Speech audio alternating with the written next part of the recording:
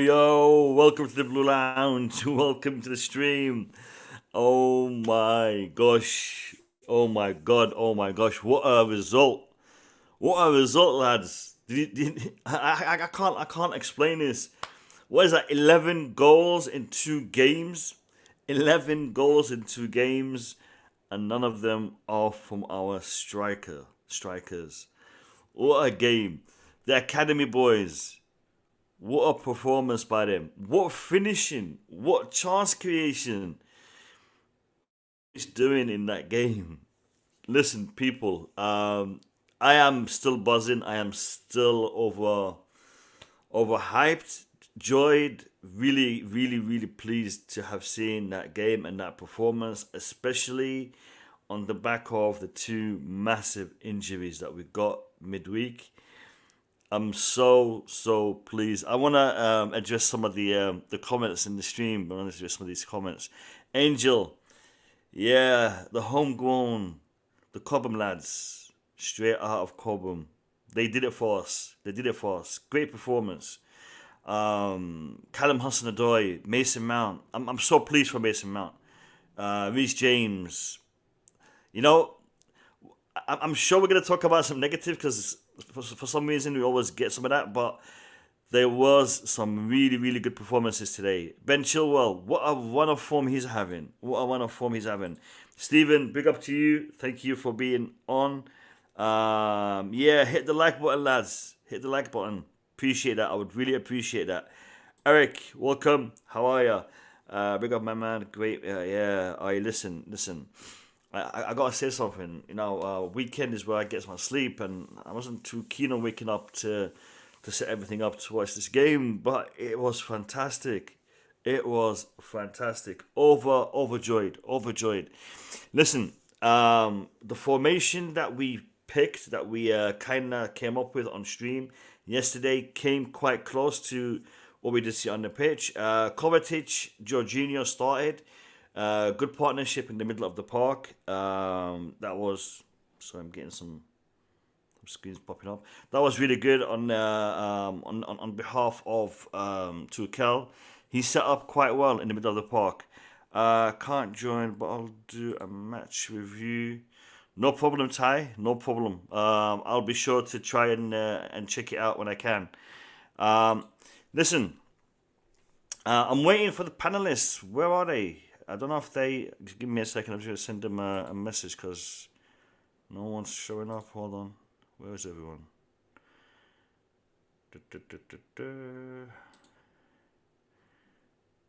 1 second, people. I'm having issues with Twitter today. For some reason, Twitter is giving me a hard time today. I wasn't even able to tweet this match reaction. Give me a second, people.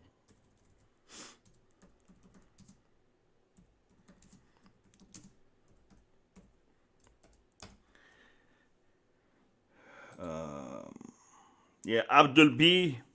big up to you. Big up to you. Hope you're doing well. Yeah, you know what? I'm gonna open the stream to you guys. This is my panelists. I'm not coming in for. I don't know. Maybe they didn't get my message.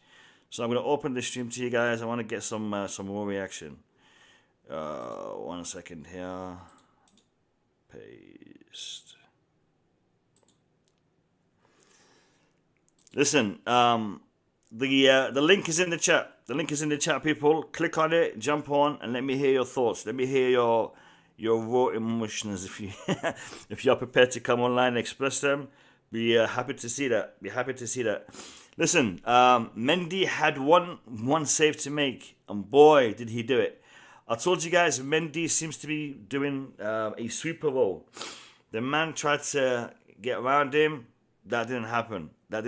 Mendy put in a great shift for the one save that he had to do. Papa, you got a lot of background noise.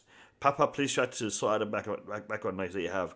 Eric Blue, welcome. How you doing? I am doing fantastic.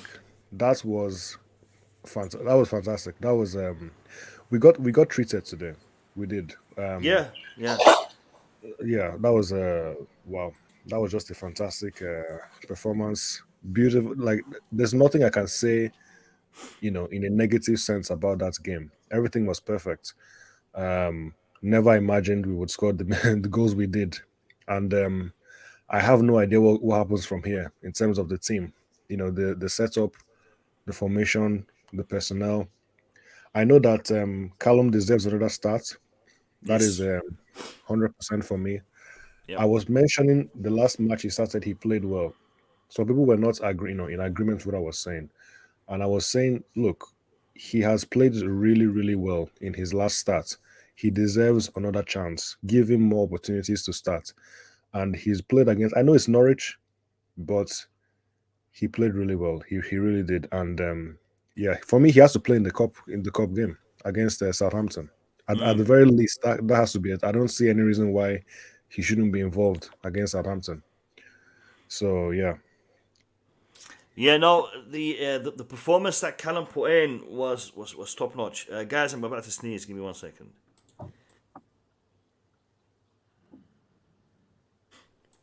Yeah, I don't want to sneeze on there. Yeah, no, I've got a little bit of I don't know, hay fever. I've just woken up really groggy today. Listen, Callum Hudson-Odoi's performance is getting better and better and better, especially when he's playing on that left wing. He his running, his shooting, his crossing. I'm about to sneeze again. 1 second, lads.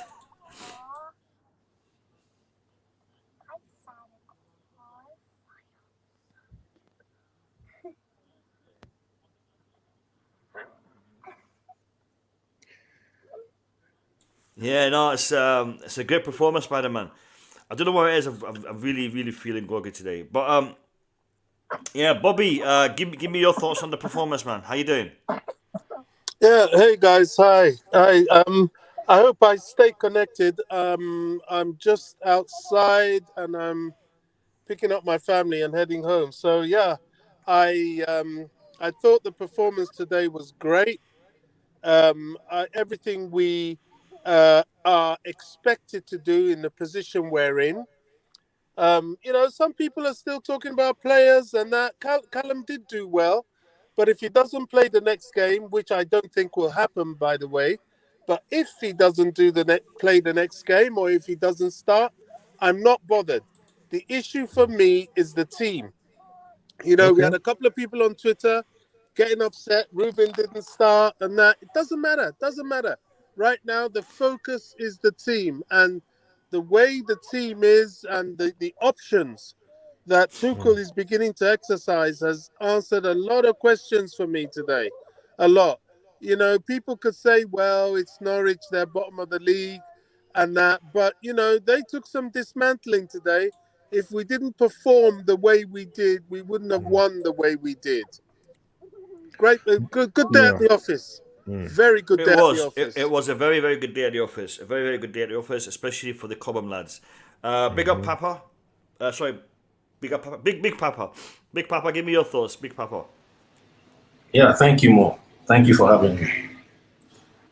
I remember on yesterday's stream, you said this might be a blessing in disguise, and it's really turned out Yeah. to really be that. Yeah, yeah, we did really well. Um, and I saw a comment that Hudson should be given more game time. Yeah, I think that should happen. Maybe that's why he was brought off early, and Barkley was also given a chance as well, because maybe Tuchel is thinking about our next match to have him feature or start in that match as well. And I like that. I like a lot of the things I saw today, right? Because we were creating a lot of opportunities, and it could have even been more than those 7 goals we ended up scoring. Mm. Right? Yeah, it was a really, really, really good performance. I enjoyed Yeah. that. And Uh, I heard mm. I heard the commentator say that it's been 11 years since we won by that goal margin. I don't know if that is Uh, actually the that, case. that sounds well Sounds in about the right. Premier League anyway. In the Premier League, yeah, I think that's Yeah, that's correct. true. That's true. I think the last time we did that was against Villa, either Villa or Wigan or someone like that. That was like Mm. crikey. That's probably about 2010. It's that long, you know. Lads, I mean, I'm sorry to yeah, yeah. interject. I just want to add one thing. You Mm. know, a lot of people, especially in our media, we're not giving Chelsea the right plaudits. We're really not. I mean, crikey, what else? This team started with 4 um, academy boys. There were 5 of them in the end on that pitch. I mean, gosh, I mean, crikey, what has Chelsea? I think sometimes these pundits, I know they weren't, they did talk about it because uh, um, Joe Cole and Chris Sutton were on the punditry on BT Sports. But I'm talking of the main Sky Sports people. They just don't even, they don't give Chelsea any plaudit whatsoever. I think it's remarkable what that club has done with the academy. Absolutely remarkable. And it's time people started giving them some recognition. Really. Mm. I think they'll have no choice soon enough. They'll have no choice but to give as much credit as is due, because we don't just say it because we're fans. This academy is probably the best in the world right now. We constantly produce high quality, talented players, and not just for the team, for the first team, but just in general, players who play at a high level. So it's just a testament to all the work that has been done to get us to this point. Yeah, and the thing is, they're gelling quite well with the new boys. And to be honest, I think they may be even outshining some of the new boys. I want to get some thoughts on what you guys think Kai Havertz's performance was like today. Because in the chat we were discussing it before, during the game. Mixed thoughts, mixed opinions. Bobby, how did you rate his performance today? Well, it's hard to criticize when you win 7-0, isn't it? But Sure, sure, yeah. I think but Kai could have been better. He was the false nine quite clearly. A few good touches. He could have been sharper, I think, but that's Kai. You can see it's a young guy developing. And the good thing, this was a sort of game that was good for him. I think the game was good for Ziyech to come on, get a bit of confidence, although he didn't quite score. But, he had a few good shots from outside, which I was very happy to see him doing. But Kai, it's hard to judge him, really. I don't know. We won 7-0. Should he have been on the score sheet? Probably. He did a few things. His movement was good. It's just the same thing with Kai Havertz sometimes, the finishing, if we really want to split hairs. Eric, what's your assessment? Sorry about the background noise. I've just picked It's up my it's kids. good. And It's good. Don't worry about it, mate. Don't worry about it. Eric, what's your, Yeah. what's your assessment? I think Havertz had how do I say it? Maybe not a great game. I don't even know if I can say a good game, but I think he did what you do when it isn't really clicking for you. When you're not really at your best. He did what you expect to be done. He had a good few moments with the ball, some nice dribbles. Some obvious. He made some good passes that you expect him to make, but when it really mattered, he didn't really. He didn't do what we would have hoped he would do. In the final third. You see, Eric, I just want to interrupt you for a second. I think he was a little bit deep, and I think the fact that he was a little bit deep, it allowed Callum and Mason Mount to go a little bit further up. I mean, he wasn't playing as a false nine. He was playing more of a 10, with the other two guys playing as more of an attacking role, being Mason Mount and Callum. Do you think that was intentional? Because it was apparent. I mean, I saw it on our couch. Talked about that as well in the chat before the stream. So, do you think it was intentional, Eric? In terms of for the match and for what Tuchel wanted, I don't know. It's difficult to say, but I don't think that's some kind of reason for why people were discontent with his performance. I think he had moments where he got into the box, but he just didn't really link up, in the best way with the people around him. And I don't know about did he assist anybody? Did he make any key pass for anyone? I don't think he did that. So I think I'm content with his performance. I'm not really upset, and he just did his job. When you're not playing at your best, you run, you press, and you just work hard, and that's what he did for me. So I'm fine with his performance. I'm not disappointed in his performance. I'm not angry at his performance. I'm even discontent at his performance. I think he put in a good show. I just think that the role that he was given was different. I mean, I think Tuchel in a press conference said that he will be playing as a 9. But I think he probably misled Norwich because he played as a false 9 today. Guys, I'm going to be keeping the camera off for a little while. But I'll actually highlight you guys instead. One second, this is what I'm going to do. I'm going to do this, and I'm going to put in Couch Critic.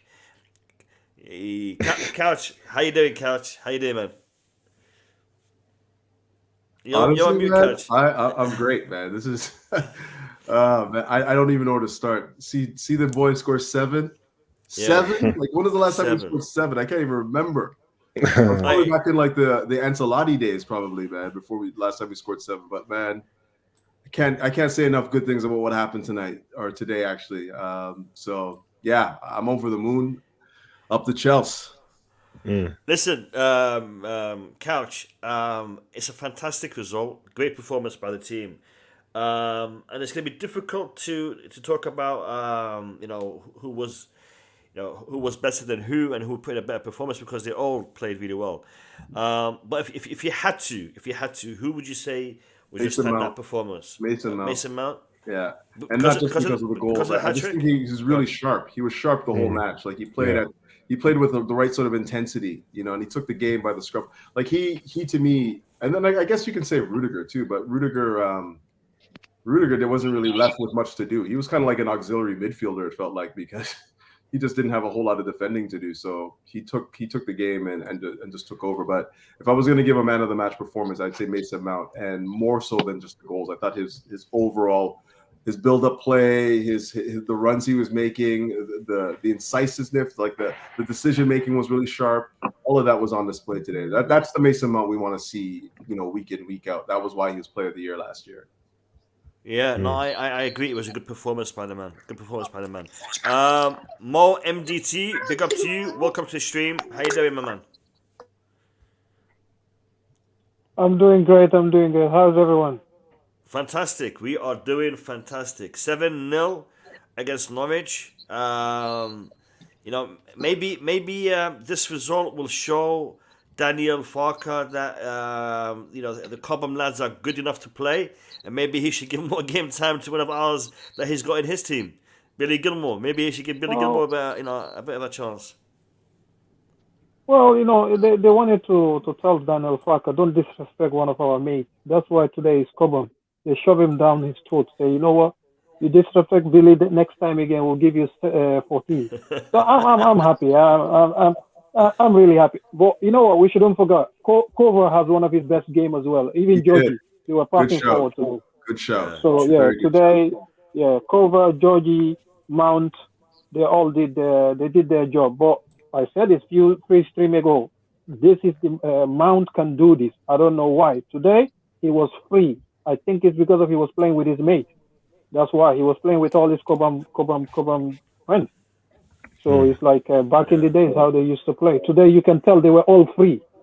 All the Cobham boys, they were just free. Yeah, there was good chemistry in on that pitch today. There was really good chemistry. Glad to see it. I'm gonna bring in Kasim. Kasim, welcome to the stream. How you doing, man? Hi, mate. You all right? I'm good. How's everyone? Okay. Yep. Fantastic. We're doing fantastic, man. Tell me your thoughts on the game, mate.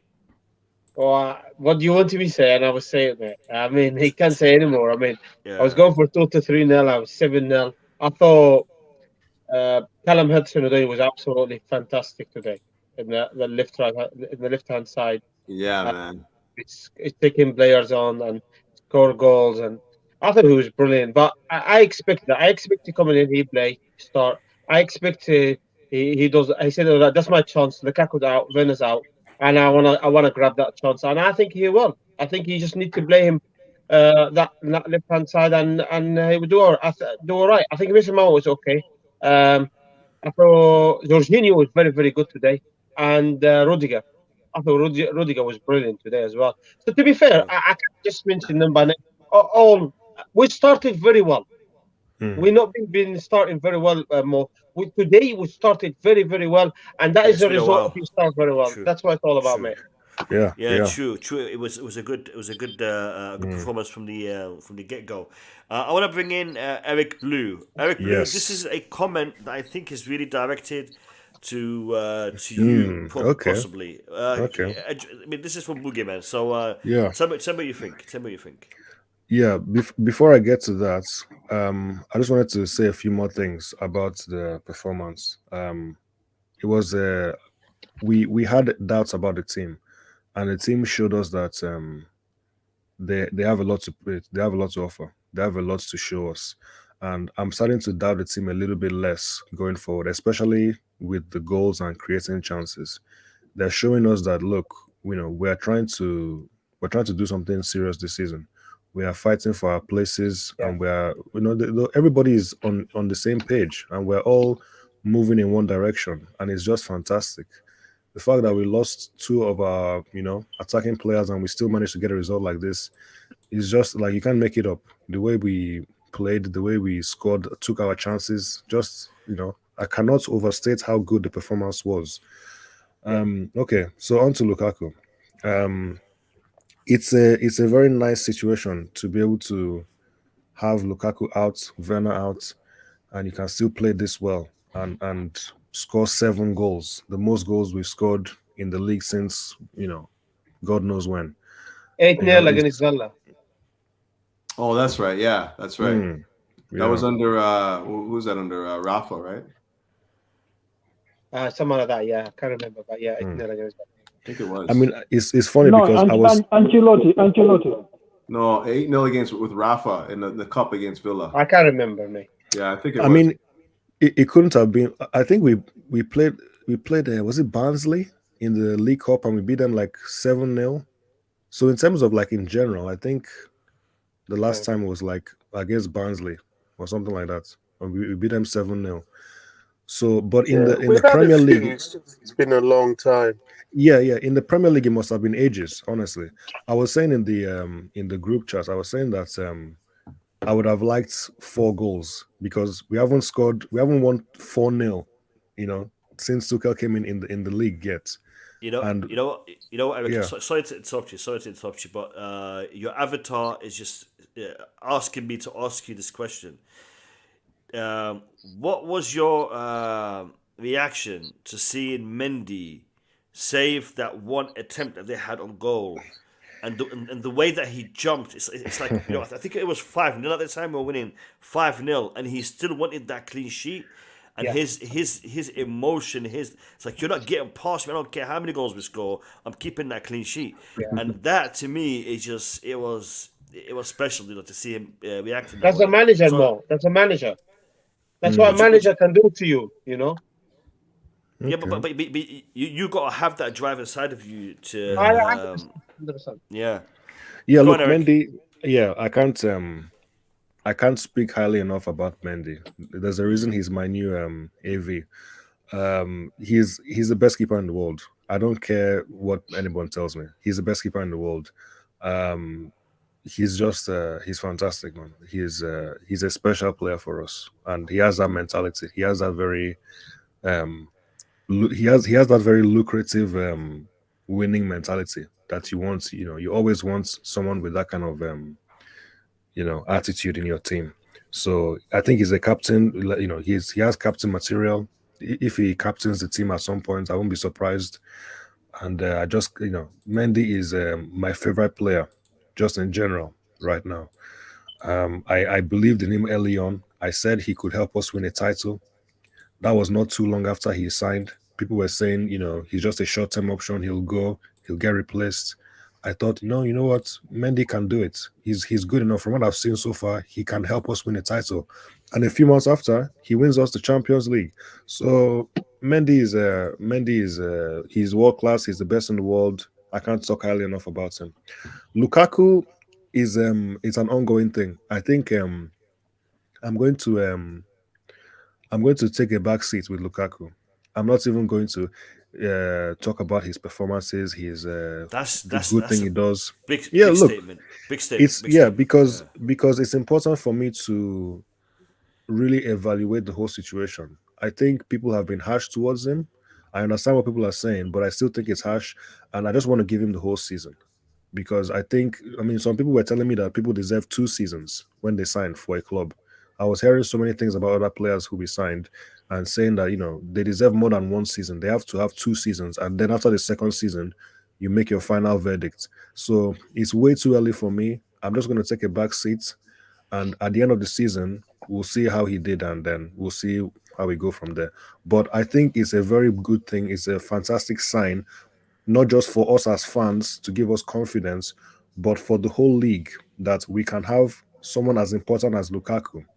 In terms of a signing, in terms of the intent we have. When you make a £100 million signing of a striker, it tells everybody that you're trying to score more goals. You're trying to win a league title. So the fact that he's out and we still score 7 goals, keep a clean sheet yet again, is a big sign for everybody in this league that we're very serious. We're trying to do something special. All right, listen. This is a point. Can I just jump in quick on a Bobby, point, if I may, bro? Is it about the strikers? Because if it is, I want to add something to that. Is it about the strikers? No, not really. It's just overall, and about the goal scoring. There's a new phrase which I've adopted from Mo MDT, which is quite peculiar to Chelsea. It's a Chelsea thing, and that is community goal scoring. We don't need one player to bang in 10, 20 goals. Everybody chips in. And I just want to say, on a personal note, I was really rooting for Barkley today.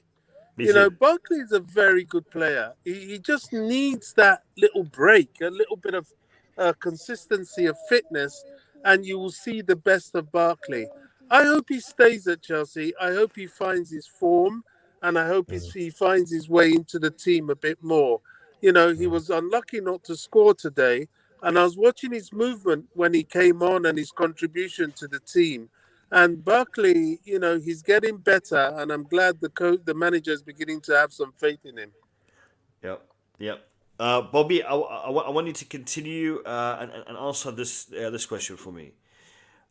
We were talking about the fluidity in attack that we've had in the past prior to Lukaku coming in. Now that Lukaku has come in, we saw less chances being created. Today, we saw the same number of chances created that we did in the previous season, but we saw better finishing throughout the whole team. Yeah. And as a result, we scored a lot of goals. Now, I know we're playing against the bottom team in the Premier League. I know Norwich is not the same caliber as the rest of the league, and that's why they are where they are. But that being said, there was still a clear indication that Chelsea, as a squad, are better in their finishing and also in the chance creation, when there isn't a designated goal scorer, if we could put it that way. And it goes back to what Mohamed T was talking about, community goal scoring. Do you agree with that in regards to the the fact that we didn't have a striker? It made it easier to score goals from other parts of the pitch. Yeah, I mean, there are three factors here. We have always chance creation was never our problem. Never. Yep. That's why, I get frustrated a little bit when I hear of people talking about the system and all that. This is a very fluid team. What has happened is three things. One, we're still creating the chances, but Lukaku's arrival has helped the players become more conscious about scoring goals. And so now he's gone and they've gone back to their fluid way of playing in attack. Albeit we've just had that against Norwich and a little bit against Malmo. But they are more clinical, and they proved that today, because I'm not sure last season we would have got as many goals as we did today. Another thing, yet again, is the fact that, this is another year in, and this is a little bit more time that Tuchel has had with the squad to focus on the deficiencies that we had last season. So a lot of these things has panned out for us in a way. And I think what has happened is going to be a nightmare for opposition, is that with Lukaku, they have a problem. Without Lukaku, they probably have a bigger problem, because, who are you going to pick up? These guys are coming at you from all angles. And as a Chelsea fan, it's wonderful to see. But I repeat, for the opposition, it's a nightmare. I concur. Blue Class TV, you sent a super chat twice, so I'm not sure if I'm gonna get paid twice the money. Well, big up to you and thank you for your support and your donation, Blue Class TV. I've sent you a link, mate, and if you wanna come on, the link is there for you in your inbox. So go check it out. I want you to address this, Mo. I want you to address this. This comment by Blue Class TV. Great win for Chow. Needs more. Needs to. I think he needs to play more against top 6 teams, not Norwich. I think that's what the implication is. Do you think that Callum is of that caliber? Does Callum have what it takes to be put in a performance like we saw today against one of the top 6, one of the big boys? I know you're close to the academy establishment, people, players, coaches, staff. So you have an insight in respect to that. What's your take on this in regards to Callum? To be honest, with regard to Callum, yeah. To be honest with you, yeah. But one thing, just before I address that, Chelsea fans that are saying it's just Norwich. Liverpool beat last week at Watford 5-0. Everybody celebrated. But when Chelsea beat this lower team, people just say it's just this team, it's just that team.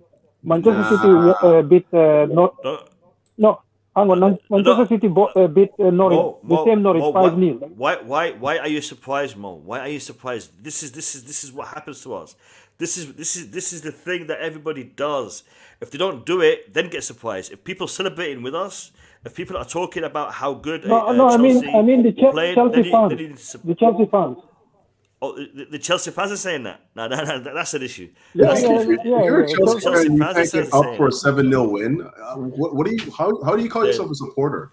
Yeah, like 7-0, and you have something to argue about? Come on now. Some are saying. Yeah, some are saying, oh, it's only Norwich, let's wait for this team, that team, whatever. But the thing is, when it happens to any other team, whether it's Manchester United, everybody will celebrate. Their fans will celebrate it. Everybody get giddy about it. But when it's Chelsea, oh, we want to see it against Manchester City. Oh, we want to see it against Barcelona. So why is he Arsenal always... was celebrating a draw against Crystal Palace. Yep. Exactly. Arsenal were happy to lose 1-0 against Man City last season. So, yeah. The thing is, with Cho can do this against any opponent. The only thing that he needs right now, I'm happy he's recovering. He's recovered. It seems like he's recovered from that Achilles tendon injury. Now what he needs to do is take his chance. He should, like today, each time he receives the ball, you see Tuchel yelling at him to attack, not to turn and play it safe. That's what he needs to do. He can do it. He has to stop playing this safe ball, keeping the ball for keep's sake, not wanting to take risks. Today he took risks. Each time he took risks, even the first goal, it was him that drove the ball from the midfield and crossed it and declared it. It fell to Mount score. To cover pass it to Mount. Jorginho, sorry, is it Jorginho or cover? One of them passed it to Mount score. The attack started from Cho. Cho should start doing that. You receive the ball, attack the players. You can do it. Stop being timid. We all know you can do it. The academy players, let me tell you this. Since Ruben Loftus-Cheek, Callum Hudson-Odoi was the one player that the whole of the academy, parents, including anybody that used to go to the academy, everybody said he's going to make it since the age of 14. No doubt. Everybody said that. From the England system to the Chelsea system to the Arsenal system, everybody wanted him at 14. That's how good this kid has been all through. If it wasn't for that injury, we wouldn't be talking about him in this way, to be honest. But now I'm happy. I just want him to keep it up because he had scored against Arsenal, he scored against Man City. For people to think because of Norwich, he scored against those teams before. Even Bayern Munich, he scored and they said it's an offside. You remember in the Champions League? Yeah. Yep. Exactly. Scoring for Cho is not hard. It's just that he need to stop being timid. Like today, you see Mount stopped being timid today. You saw the real Mount. They should stop being timid. Stop being playing it safe. Wanted to just play your game. Do you think the fact that Tuchel is addressing mental health issues and trying to reduce the mental fatigue of certain players helps? Because you're spot on in regards to Mason Mount. Today he was playing with a lot more freedom. I actually saw that firsthand against Malmo. That ball started rolling then. I mean, he played really well against Malmo as well. And I think it's about him being right mentally, being right emotionally, motivated, as well as being physically fit. We're not giving that side of the equation enough respect, effort. People need to be ready on both levels before they can perform. And I think Mason Mount is there right now. And I agree with you. And one thing that I will tell the academy boys, because they watch most of, even they watch this. That's what people don't get. They should stop listening to all these negative Chelsea channels because it affects them. These are 19, 20-year-old kids. Imagine when you were 20. If you have a station on YouTube, every time algorithm you put YouTube on, somebody is criticizing you. These young kids, they should stop watching it. Mount, all of them. I know sometimes your friends will come and say, look what they're talking about you, but they should stop it because they watch all these channels. And sometimes I think it's affecting them. They should stop it. These kids, they should stop watching it. I'm sorry, but people might not like to hear it, but these young kids, they all watch these Chelsea YouTubers. Everyone. They watch them all. Oh, yeah. Yeah, but it's funny sometimes though, Mo? Their family members come and show it to them. It's funny though, Mo? Like you're saying, we definitely shouldn't be slandering them, but I think sometimes what happens is I'm not talking about us. I'm talking about some fans. No, I know exactly what you're talking about. I listen to some of those streams too, and I know exactly where you're coming from with this. But I think it just goes both ways. It's the ones that like slander, and it's also the ones that like overhype these guys, calling them legendary and generational. Yeah, no. Like that stuff is just as toxic. You know what I mean? And then when somebody has a bad game, you have the people that are the detractors just jumping on it. And then when somebody has a good game, you have the supporters just jumping on it and overblowing their performance, So it just goes both ways. I agree with you, though. I'm tired of that stuff. Like I try to evaluate the game as it is. If somebody has a good game, he has a good game. I don't hold any opinions of somebody, or agendas. I'm telling you right now, you will see some of them will be like, maybe one of their friends will have the phone on, or their family members, they will be watching different whatever. That's what they do. That's what these kids do when they're on their free time. They want to hear from fans. Because now you cannot interact with fans that way because of COVID, and also you don't want them to go and sell a story about you and things like what happened to Tammy with Rudiger. People blow it out of proportion. It was not even that way, but Tammy became the bad guy and Rudiger became the bad guy. These people were close. They had a close relationship. Their families know each other. And all of a sudden, somebody said Tammy said so. It was not fair. Okay, so that's why. But they listen to everything. They watch everybody. So that's what I'm trying to say here. These kids are human beings. They're 19, 20, 21-year-old. When I was 21-year-old at university, imagine if what these kids are going through if I went through that. Okay, I have a different way. They have a different way. But imagine your life is on not only on the front page, it's on the internet. It's everywhere. It's not only on Monday papers or whatever. It's everywhere. People are dissecting your life. They're tagging you on things on Twitter, insulting you, going after you. Some fans are sending you direct messages, say, get out of the club. Today you were this, you were that. How did you miss that chance? Sometimes, they're human. They're going to have bad games. They're going to have good games. But I will tell you one thing. These kids are ready to do whatever it takes to succeed at Chelsea. That's why even Lukaku see himself as a Chelsea fan, as a Chelsea youth player. No matter what, you can criticize him, whatever. He's ready to walk through a brick wall for that club.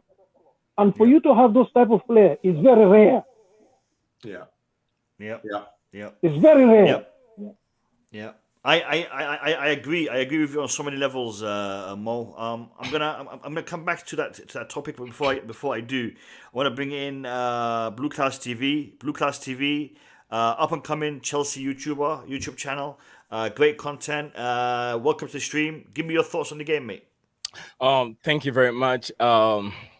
Everyone in the chat and the panelists, you guys are wonderful, and I've been listening to everything right from beginning, but I didn't have the chance to get on right away. But yeah, it was a very wonderful win. It was nice and cruisy, very easy for the guys. But then I said I was doing a watch along, and I said we only have to beat what they put in front of you.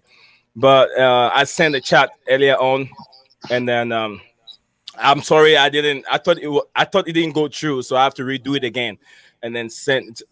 The reason why I said that comment, it's Blue Class. Just one thing. We don't give refunds. So it's done. Big up to you, my brother. Big up to you. Yeah, it's I'm always there to support as usual.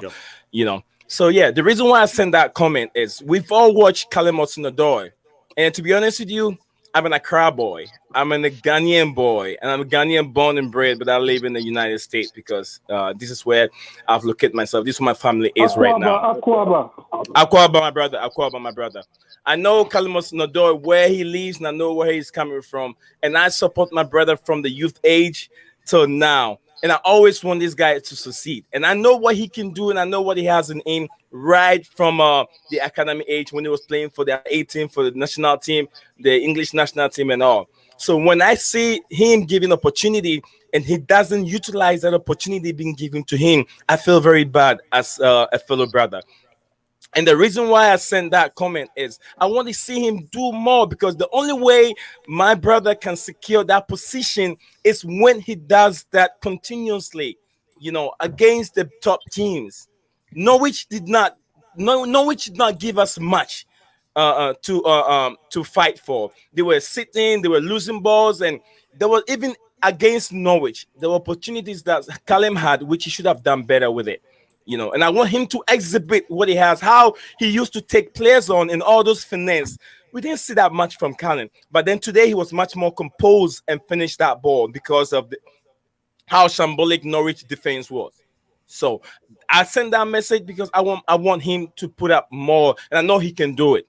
It was nice to see Ben Chilwell had 3 goals, right on 3-on-3. It was very beautiful, and I was very happy to see another great guy that I've support from all this while, which was Ruben. Ruben was there, and I know that guy with the way he controls his up and body strength and the way he mobilizes and he can shield the ball that Kai Havertz cannot do. Kai Havertz still hasn't learned the Premier League yet. He still needs some more time, and we agree with him. But this is what I want to say. All these guys that are being negative in certain games, they're the same people that will hail and hype these players. So it goes the other way. They're not toxic. They're not toxic. These guys are public. They are public figures. So if they criticize you and you can't learn from your criticism and you see that as negative, then you cannot be a footballer. Every footballer is being criticized, no matter what they do. Even if they do it well, somebody will say something different. But it's about how you take it. You have to know you are now a public figure. That is what I'll say. Yeah, totally. I agree with you, but at the same time, I disagree with you, Nee. I agree with you in regards to the concept, but I disagree with you in regards to what they are hearing. Criticism is gonna come, and the footballers should listen to it. Footballers should take it on board and help themselves in developing. Right. But when it's criticism that is coming from knowledgeable people who are coaches, people who are journalists, people who are from the sport, who can see things and identify issues and talk about it, a player can listen and can learn. But when it's coming from a 12-year-old, a 13-year-old, or a 15-year-old kid who has an agenda for a player or this or that, then it's an issue, because a lot of these guys, they're just typing it on their keyboards. So you don't know who's behind that keyboard. You don't know how knowledgeable or lack of this person is. And that's why we as content creators need to be careful in the message that we are giving. That we are talking, the way we're talking, the way we are addressing the certain issues, because we don't want to be negative towards our own club and our own players.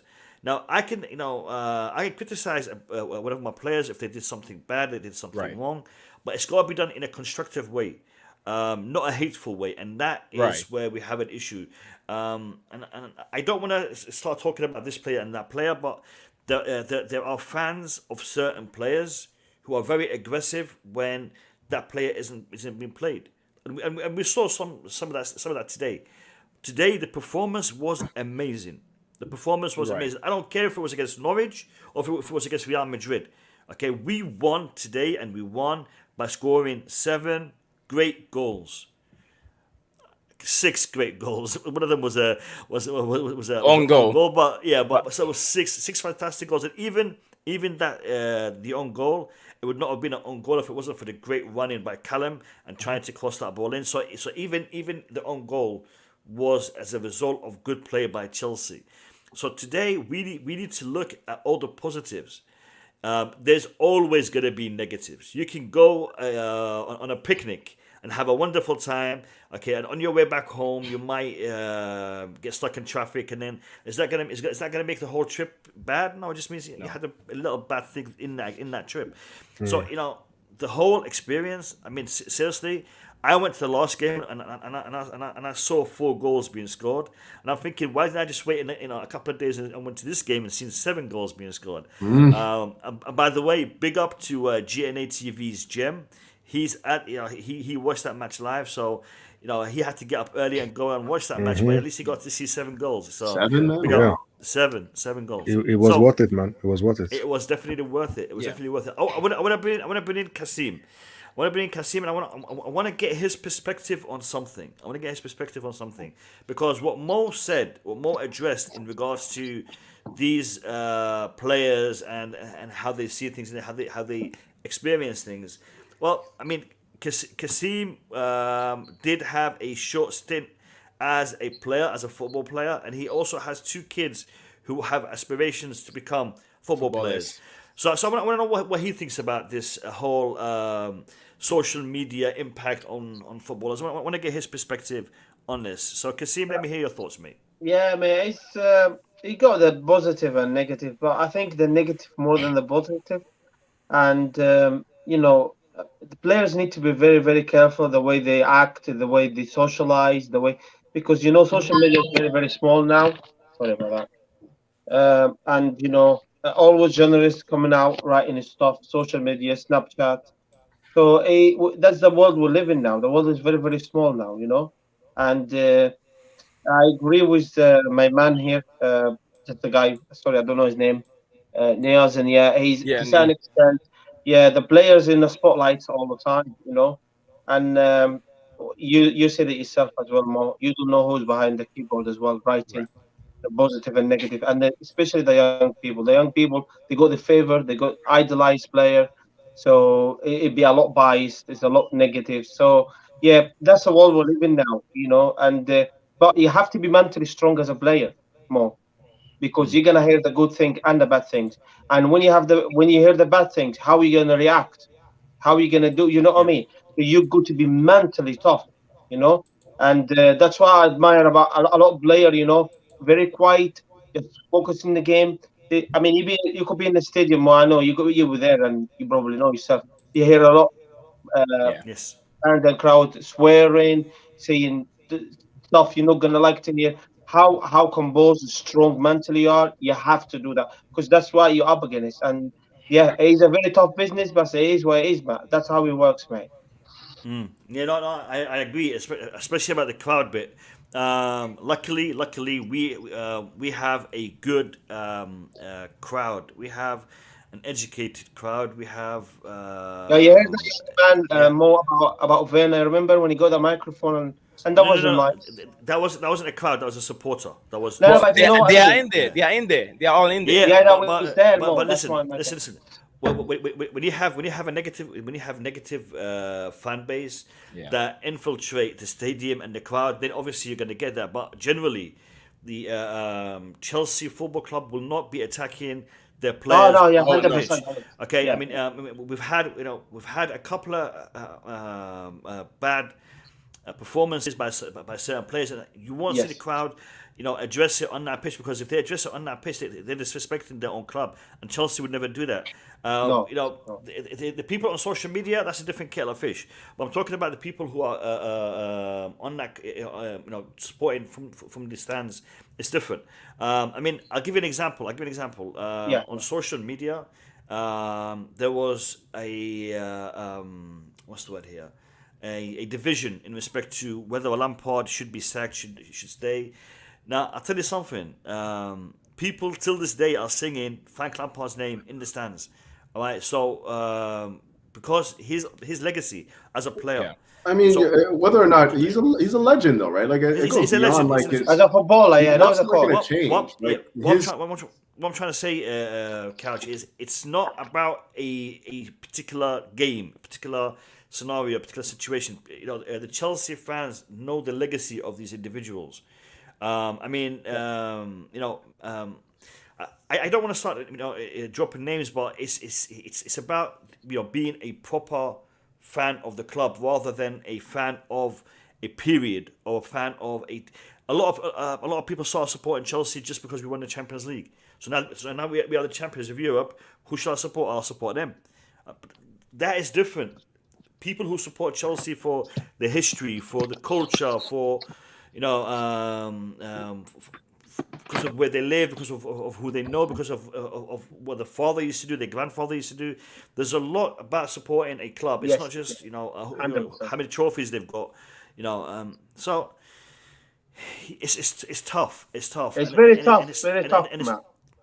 Tough for the player as well, Mo. It's tough for the player. Yeah. That's what I was saying, Mo. I'm not addressing that lad said it in the stadium. I think I'm addressing Timo Werner. When he heard it, if he heard it on time or he heard it in the social media, that time is going to be upset inside him. But he's got to get over it and be mentally strong because he knows he's got to play. That's my point. I'm saying. Yeah, no, brilliant point. Brilliant point. Yeah. Timo Werner had one of those misses in the last game. He had one of those misses in the last game. Now everybody in the crowd, they're like, Timo, not again. That was it. Nobody started swearing. Nobody started jumping out and get him off. None of that. We're used to it. We're used to it. Had he scored, everyone would have erupted in joy. He didn't score like, oh, not again, man. Seriously, that was it. Because we appreciate the other aspects of his game. We understand what he adds to the team, what he brings to the game. So, yeah, I want to keep on this point because I think this point is really important, and it's the point of the lack of a striker. And I'm not talking about this because I'm against Lukaku. You all know how much I like and I love having Lukaku at the club. Okay, so I'm not anti-Lukaku, and I'm definitely not anti-Werner. But what I'm saying is it too early to judge, or have we seen a different methodology? And is this better than that? And if it is better than that, could we actually integrate Lukaku into being able to play in this kind of system, a more fluid system? Could it happen? Who wants to go first? It's open to all of you. Whoever wants to go first, you can jump in. Go on, Mo. You can jump in. Go on, Mo. Take it away. Yeah, I think with this Chelsea system or Chelsea way, a strike reference point. Like today, if look, the reason why the system was fluid today, it was Callum Hudson-Odoi and Mount. They're the reason why the system is playing on the midfielder. So the striking position is a reference point. If you check today, Kai didn't involve much. So that's the thing. You're gonna get frustrated because you don't get involved much. That's why you see Kai keep coming for the ball. It's nothing to do with him. It's not his fault. But this Chelsea system, that's the best way to play. The striker is a reference point. It's the players around the striker that will contribute more. The striker is a distraction. Didier Drogba did it very well. If you check it, all our successful team, that's what we have. But Chelsea fans, they're looking at other teams. They're not looking at Chelsea. They're looking at why are we not playing like this? For me, it's not a problem. Lukaku could have done the Kai role today. It would have been the same thing. He will have a quiet game, but Chelsea will be okay. For me, today, it's Callum. Callum and Mount are the reason why, with Cover and Georgie, they are the reason why the wing back. And Jorginho more. Yeah, more. Jorginho pushing forward. Yeah, I said that. Different player. They're the reason why the wing back could come forward, because Cover, Georgie, Mount and Cho, them being involved and pushing the game forward. If you check, Kai was just a reference point. Yes, that's how Chelsea plays. So we should stop comparing Chelsea to other teams. So the problem was the other games is because we didn't have nobody like Cho, and Mount wasn't on form. So if we have Cho or Pulisic playing that role, like today, if Pulisic was playing that role, is it when Ziyech came on, he did it as well. It's like he's getting, Barkley came on, they did it as well. Because the middle guy is a reference point. It's a reference point on Chelsea system. But what people are expecting, we're not Liverpool. We are not Manchester United. We're not Man City. We play differently.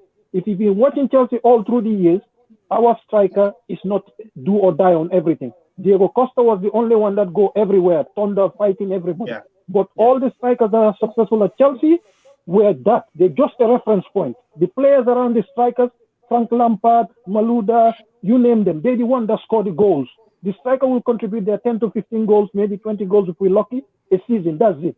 You are a reference point. This will work with anybody, but it's the players around them. If we pay Pulisic and Mount on this form, we will be fine. If we pay Cho on the way he plays today with Mount, we'll be fine. If Kai play like Mount with Lukaku, we'll be fine. If Werner play like Cho, we'll be fine. This is the thing. It's the players. If Ziyech play like today, like how when he come on the way he played, we'll be fine. So the problem is that it's not the main center position, like the tip of the spear. That's not the problem. This is the way Chelsea play. This is the way we've been playing for the past since Roman came here. So then in that case we don't have a problem. We can have strikers out and it ain't gonna affect us. Bobby, I don't know about that. No, it's not gonna affect us. Say again. Couch was saying. Yeah, sorry, I just said I don't know about that. I'm not keen on that particular logic, but I do understand what Mo's saying. There is a lot to be said about style of play more so than like the actual application of the striker.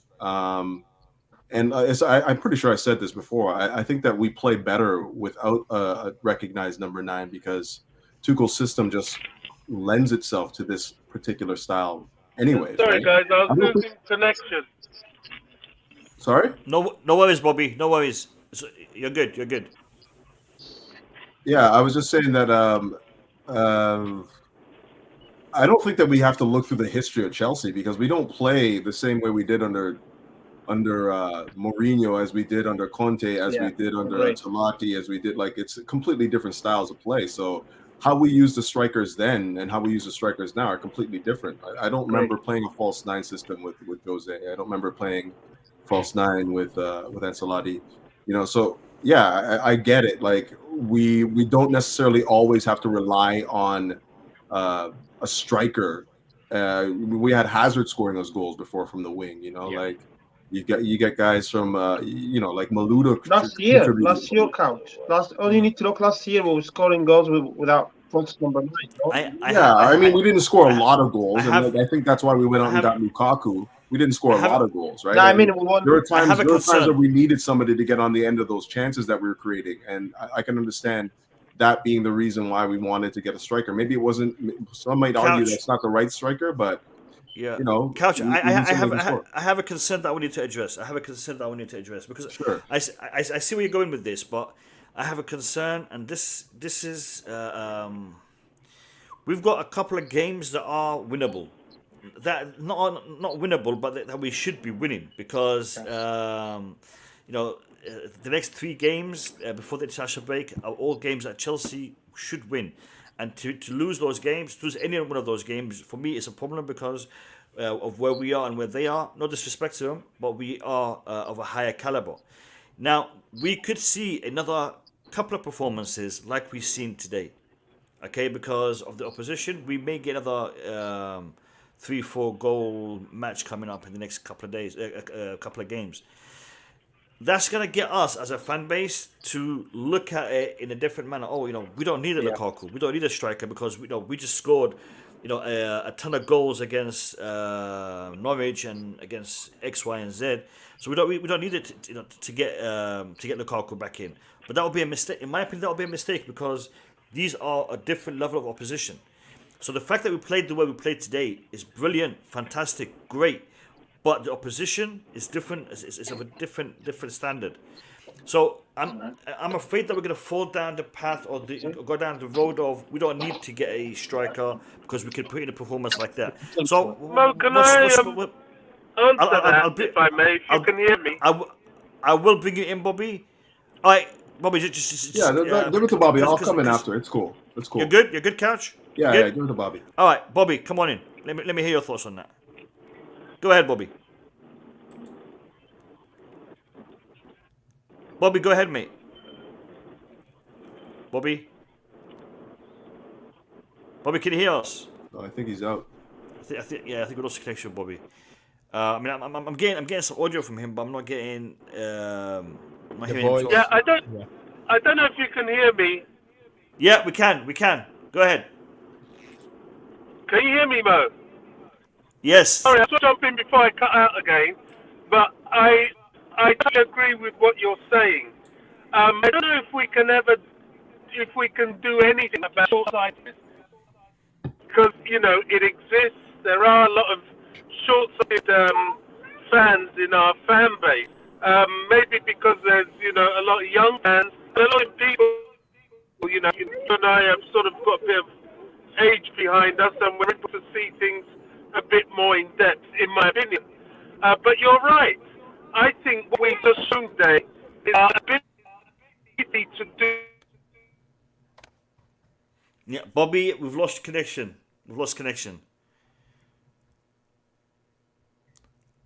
Couch, I'm going to hand over to you. Sure. Yeah. I'm sorry. What was the question again? It was more about horses for courses, right? Yeah, it's the fact that we got easy games coming up, and the fact that Bobby, I'm struggling to hear Bobby. Yeah. Yeah, we got easy games coming up, and yeah, the fact that we have easy games. I just think we know how to play without a recognized number 9. Like that much is proven. We won the Champions League without a recognized 9. Yeah, I took him off the stream. I think Bobby is in mass. Bobby's just on me, man. Bobby is in mass. He can't hear us. He can't see us. because he's using his headphones, so and he can't hear us, so he doesn't know what's going on. Let me land this, Bobby, man. Let me land this one, man. Jeez. Go on, Cash. Go on, Cash. Yeah, I just think it comes down to horses for courses, right? Like we don't necessarily have to say we play with a recognized striker every game. You know, like obviously there are going to be games where we need Lukaku. You know, just somebody that can get on the end of these opportunities that we're creating and be a presence in the box. But clearly that was not the case today. Like Norwich's back line was horrific. Like the shape, everything about it, the lines they were keeping, like the goal that Callum scored, the gaps of space between like the center backs and the wing back or whatever you want to call what they're playing, that system, that was horrible. Like I could have scored that. Maybe not the finish. That was a pretty beautiful finish, but I could have got into that space for sure. You know what I mean? Like it was just awful. And I just think that like we can't discredit the fact that like there's going to be games where Lukaku is going to make the difference for us. There's going to be games like that. There's going to be games where we're going to use our wing backs to the same effect that we did today. They were fantastic, both of them. You know, the box presence they provided, the ball striking. There's going to be games where our wingers are going to be just as important as we saw today with Callum and whatnot. It's just horses for courses. What we didn't have last year and what we have this year is that somebody can play in the box, be a number 9, hold up the ball, be a reference, and a goal scorer. Like we just didn't have that. That now I feel like we have a more complete attack, and we can make more use of the guys that we have on the pitch. I'm not giving up on Lukaku. You guys already know I was very much a Holland in first, and I was probably more of a Lukaku detractor. But from what I've seen from him and how we were trying to use him, he can add value to this team. You know, we just have to find that method of play. And like I said before, I don't think that we've come to that yet. I don't think that Tuchel has figured out exactly how he wants to use him yet. You know. Can I just say something, Dennis? Yeah, sure, Sorry to interrupt you, mate. Sure, it's before the game today, 7-0. When we spoke about Lukaku, I won't criticize Lukaku now because I was criticizing before the 7-0. I knew what he's looking, so I am not being biased today. When 7-0, I'm gonna come out and I say, "Oh no, Lukaku, look, we don't need him." No, for the last 3-4 games, Lukaku's been poor. He's not moving enough for me. He's not mobile enough. And if you look at the front three today, they were moving free, including Jorginho. Jorginho today was pushing forward.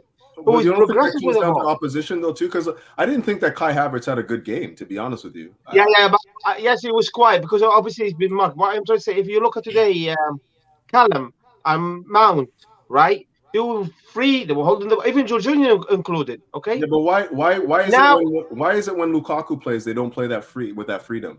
Because he's holding him back. He's standing in there. And look, they see him as a focal point, mate. Okay. And obviously, they've been told by the manager with every chance, give it to Lukaku. I don't know if that's I don't think yes, 100%. The way 100%. There's games he doesn't get any touches though. Like he doesn't get a lot of touches though. Just secondary. So what I'm trying to say is limiting these players. To me, the manager limiting the like of Callum Hudson-Odoi, Mount, and Havertz if they're playing behind Lukaku. So Lukaku's got to find a way to start moving toward that box. I know we're getting to score goal, but now if he's playing and he's staying there, hold on. What happened? Kassim, hold on. Something happened. Go on. Kassim, Armando Broja just scored a wonderful goal. Oh, so what? Okay. Armando Broja scored a goal. Is it Southampton? Oh yeah. Is it Bojan? Guys, listen. Yeah. Whatever Kassim just said, I agree with Kassim a lot. About 95%. I am 100%. You know what? No, 100%. Yeah. Give me the 100%, mate. No, I'll keep the 5.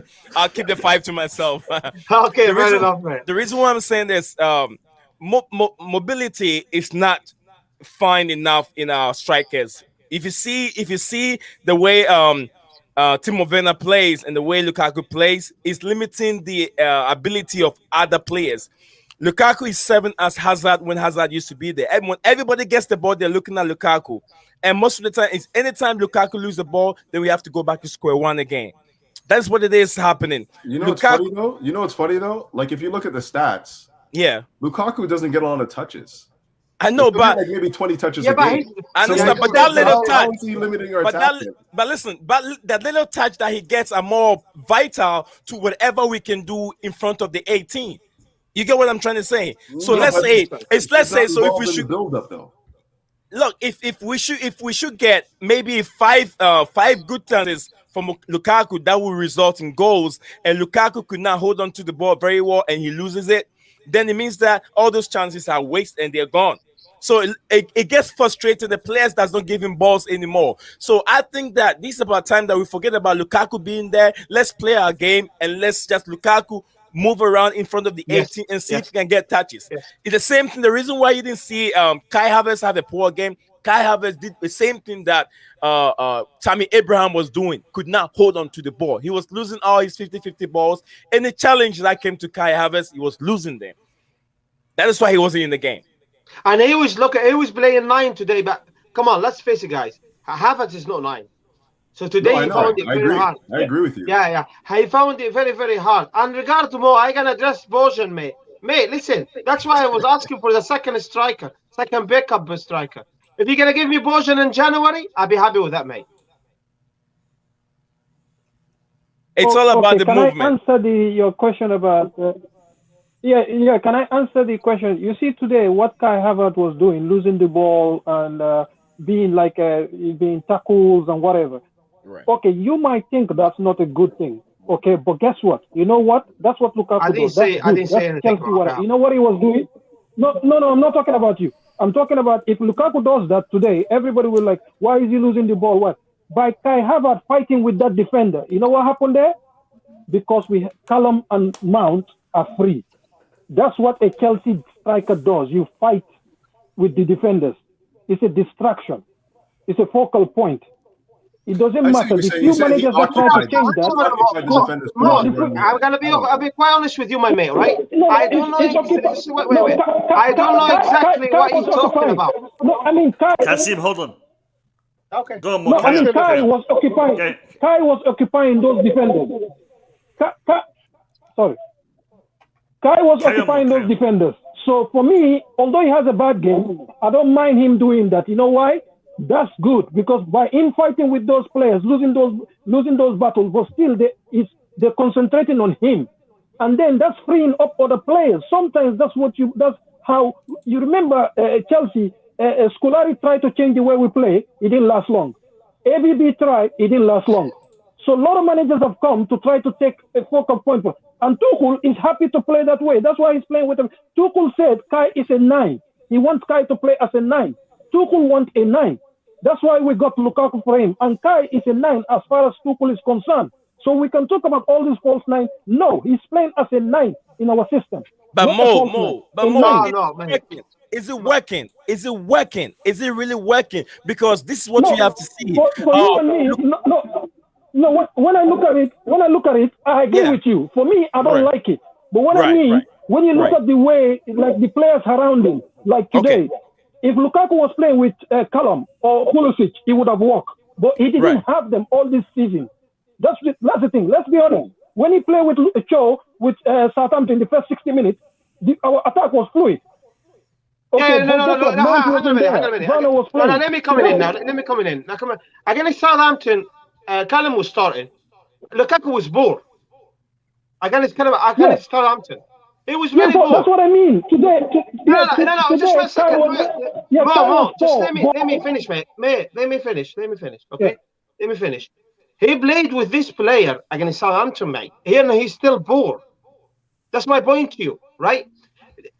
He'll be coming to the I don't want to speak too early. Is he coming to the point now? Is Lukaku hindering this player?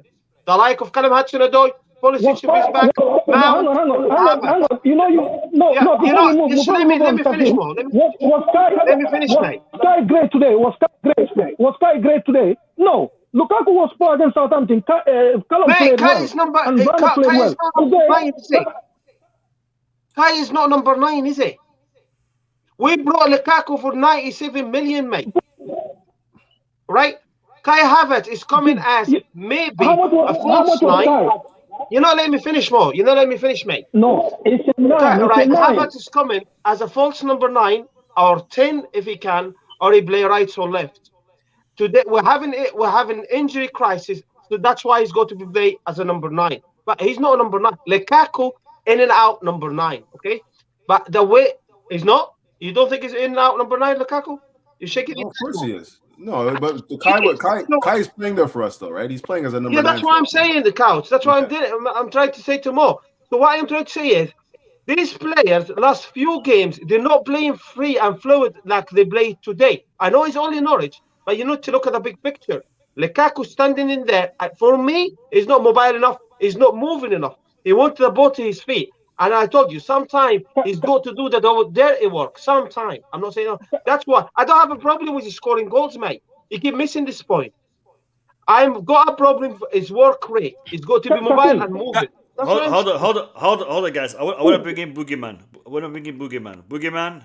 Oh, he's here. Stream. He's here. He's finally come in. Boogeyman, welcome to the stream. Hey, how are you guys doing?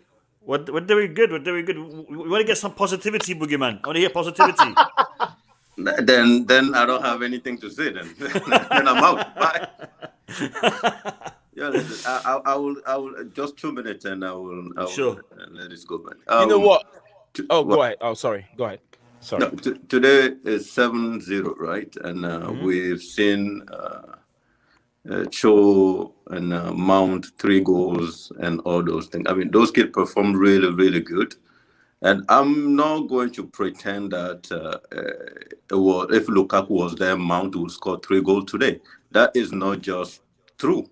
If Lukaku was there, he will be in the way of all the Mount and Cho runs. So that's a fact. Whether Lukaku is good or not, I'm not going to discuss that today because we won a game 7-0. The academy performed really good. And Kai Havertz has played his role good because the contribution of people that are supposed to play the attack with him, they were all at 100%. They scored goals, the chance created, they put everything away. So I just don't understand anyone trying to compare Kai and Lukaku performance. Lukaku was bought after Kai was in the team already. Lukaku, we spent £100 million on Lukaku to come and solve a specific problem. So that's all I can say. Other than that, Ben, I love the stream, and I can't wait to come back right now, but I'm busy. So you know what I want to say right now. You know what I want to say. Lukaku is a guy that he has made that statement. He said he doesn't want to be seen as a fast-track bully. He doesn't want to be seen as the guy that bullies players and then plays back against defenders. I've watched Lukaku play with the Belgium national team, and I've watched Lukaku play with Inter Milan. If we keep playing Lukaku the way we play him for the past couple of games, we're not going to get the best out of Lukaku. So it's all up to Tuchel. Do you guys honestly think that we're playing, that we figured out how to play with Lukaku? Is that something you guys actually think has happened right now? No, we haven't. We haven't. But why do we have to find a way to play Lukaku? Look, we have a system that is working. Lukaku has to adapt to our system. But that's not 50-50. Lukaku worked toward the system. We work toward Lukaku. I don't want us. I don't know. I'm not a coach, but I just don't understand that logic of. But Boogeyman, Boogeyman. Listen, if you watch the game, very carefully, the pattern at which they give Lukaku the ball, and you see another player running into it, looking for a one-touch pass from Lukaku, you could tell that this is being worked on at the training ground. You see, when you see Lukaku leaning on the defenders, he receiving the ball from either Kovačić or maybe any other player. Then after they give him the ball, he holds on to the ball, seeing another player pass it in, trying to release the ball to the person to score a goal. That style of play is coming from the training ground, which is now working on the game day, on the match day. It doesn't work very well. We're not getting the goals because if Kovačić give him the ball, Kovačić is not going to score a goal. Jorginho does the same thing. Jorginho give him the ball, relax on the defenders, then give him the one-touch pass, waiting for Jorginho to get a goal. He can't get a goal either. So we need a right player that can play that 1-2 pass with Lukaku in front of the 18. I'll be honest with you. I do not care about Lukaku one touches or whatever. We saw the game today. Lukaku was not there. We saw how fluid the game was. We scored 7 goals. Lukaku was not there. We saw Mount. The Mount we all missed. He came back today. Lukaku was not in the team. That's my point. Odoi having space, running into it. Lukaku was not there. That is a fact. I don't want to debate. Nobody's arguing with you. I'm not going to debate. People keep saying if Lukaku was on that field today, we will have played fluid that way. No. That's not what we're saying. That's not what we're saying. It's possible. People No. compare. Hold on. I want to hear from Eric Blue. Okay, I'm not going to talk about Lukaku, but you can't tell me that we shouldn't try to get the best out of Lukaku. What was the point in paying all that money for a marquee striker and not try to get the best out of him? Of course, it has to go both ways. I'm not saying he doesn't have to fits. I'm not saying he doesn't have to improve and play in a way that fits the system, but it goes both ways. And it for me, it's more towards the manager. Why on earth? Why did Tuchel agree to the signing of Lukaku if he didn't need him? Or I think it was a panic buy. We should make sure Lukaku give us the best ever. Hold on. Listen, Big Papa, you said panic buy. Explain. Yeah, we are the champions of Europe, right?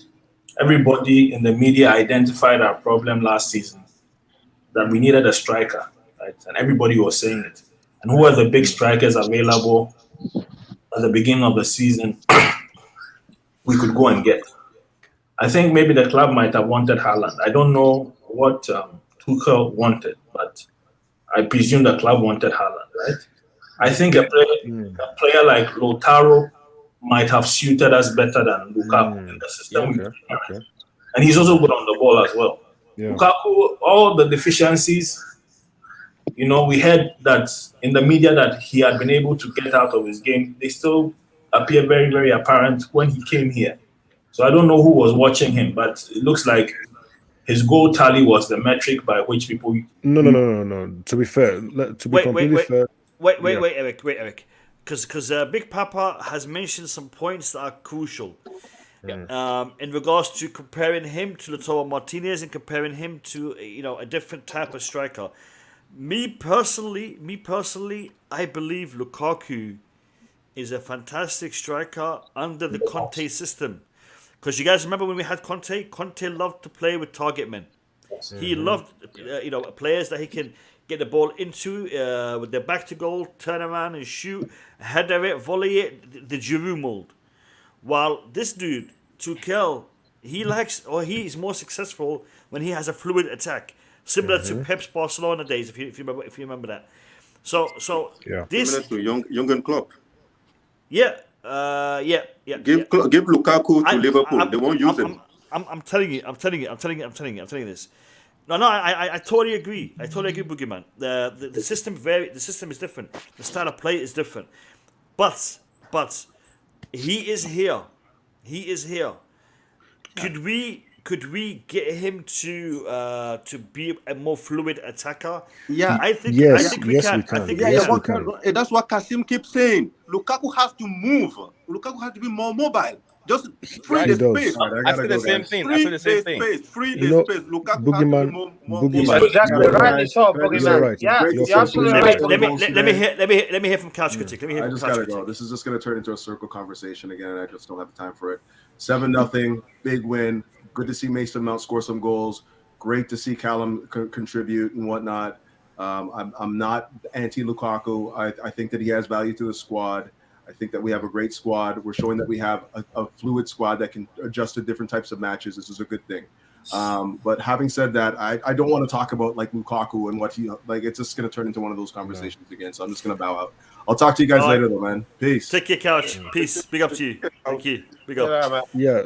All right. You see what you guys are doing? You get my panelists to run away. My panelists to run away because of you guys. Can I just say something? Can I come in, please, Mark? Go on, Cassie. Listen, people need to understand. We know anti-Lukaku. We want Lukaku to do well, to perform well, right? But he's got to do well himself. That's what I'm saying. I don't want him out. I never said Lukaku's out. I never say that. But he's got to change his game to suit the system, and that's what I'm trying to say more. Okay. You see, the thing is this, Kasim. Hold on. The thing is this. Lukaku is a striker. And all strikers, they have a barren patch. They will get a couple of games where they don't score. He's had a couple of games where he hasn't scored, and now he's injured. So he's going to be missing even more games. So there's a big chunk of the season, an average-sized chunk, 7 games, that he will be not available. That in itself is gonna have an impact on his record, in his goals and his assists. But it doesn't mean that he's a bad striker. I never said that. I never said he's a bad striker. Listen.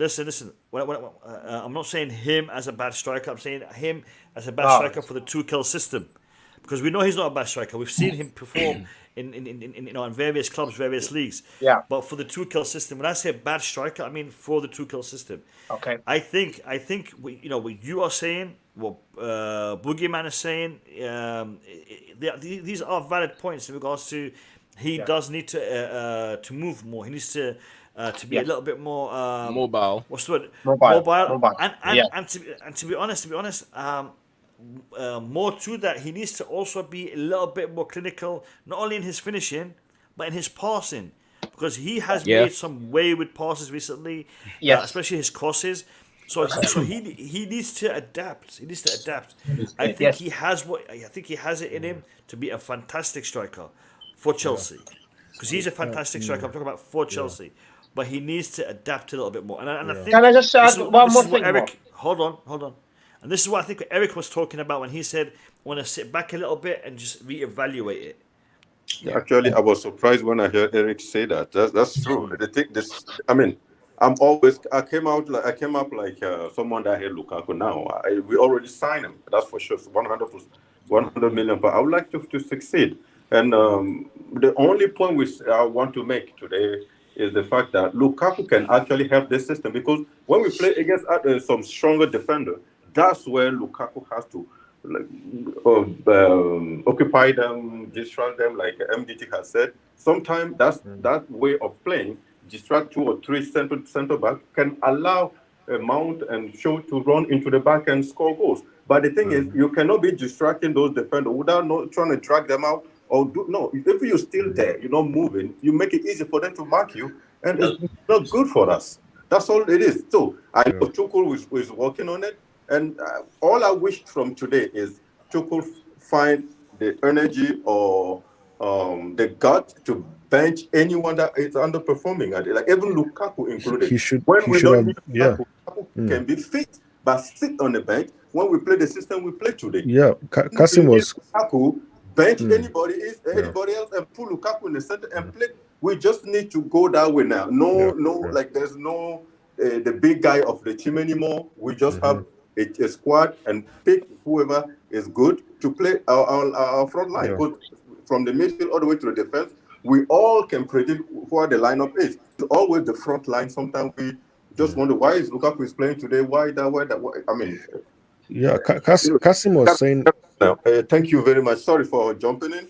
And Boogeyman, thank you for coming in. Thanks, Boogeyman. We'll miss you, man. Yeah, but I'll see you guys next week. See you there. Next stream. Take care, brother. Take care, Boogeyman. Yeah, Kasim was saying earlier about the game against Malmo. Lukaku didn't need to play. I didn't think he would start. Yes. I didn't. And he started and he shouldn't have started. So Lukaku needs to be he can't play every single game, Tuchel needs to manage him in the best way, not just in terms of the system, but in just, with the game time as well. He needs to manage the squad. We trust him. We know that he has the ability to do it. So he just needs to do it. And all I will say, the last thing I'll say about Lukaku is I'm not worried. Like I said before, I want to take a step back. I'm not going to talk about him too much. I've been forced a little bit on this stream to talk about him, but I'll say that he gives us another option. And there's no doubt in the ability he has. And he just gives us something different. And hopefully we'll see it more, as the season goes on. Kasim, I'll bring you in, but I think Mo had his hand up as well. Okay. Come in? Yeah. MDT.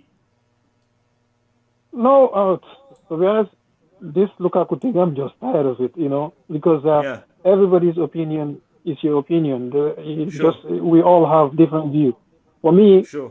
like I told you, like most of these Chelsea players, if it was up to me, I didn't like, not that I don't appreciate their way they play. I like them when they were at their former clubs because the club played to their strength. Okay?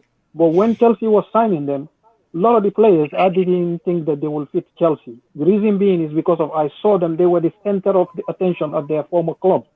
But when you come to Chelsea, you're not going to be the center of attention. So most of the players we signed, Hakim Ziyech is an example. they were the key cog.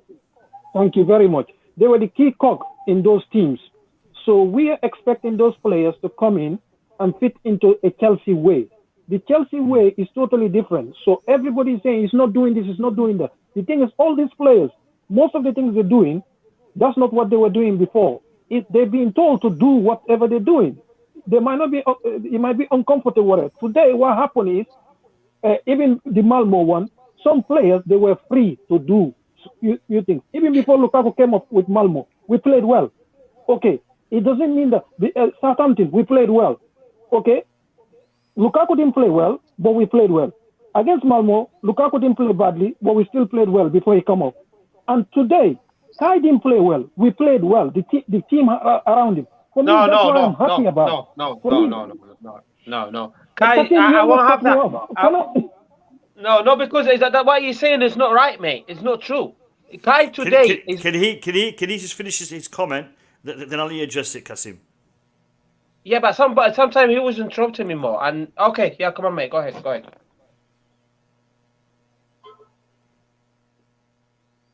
The thing is, for Chelsea, for me, I'm not worried about one player not playing well. If people around that player play well, the team will win. For me, that's what I'm more interested in. If that's how you build a system, eventually you will see Kai. If he plays at the 9, as soon as everybody's playing around him very well, eventually Kai will start scoring more goals. Lukaku will start scoring more goals. But this Chelsea team, this season, we have not played well in a consistent manner. It doesn't mean that it's one individual player. That's not possible. If the midfielders are not playing well, they're not passing well, they miss passing, that's not one player. Okay, but the last 3 games, we've been getting there because that's what I'm saying. I'm saying that I will not judge these players until we get to around the 10 to 15 games of the season. Then that means they've passed certain threshold. Okay, but we're judging players. Which Chelsea player has played well this season so far? And every game, the defense. That's it. The defense. Mendy. Okay, Ruben. Yeah, and Mendy. That's included in defense. Okay, Ruben come in 2 games and played well, but even Kante has had bad games. Georgie has had bad games. Kova has had bad games. So is that all based on one person? That's the thing. It's not logical. The thing is, the season has started now. We will get there. Manchester City's last season, it took them 12 or 13 games before they get into their groove. This happened. But all of a sudden, Chelsea fans, because most people didn't like Lukaku before he came in. Okay, I didn't want Lukaku, but all of a sudden, he's the problem. That's what I'm saying. It's not logical for one player to be blamed on system. It's not the problem. Last year, people are talking, Kai Havertz was the reason why we lost to Arsenal. He had one-on-one and missed it.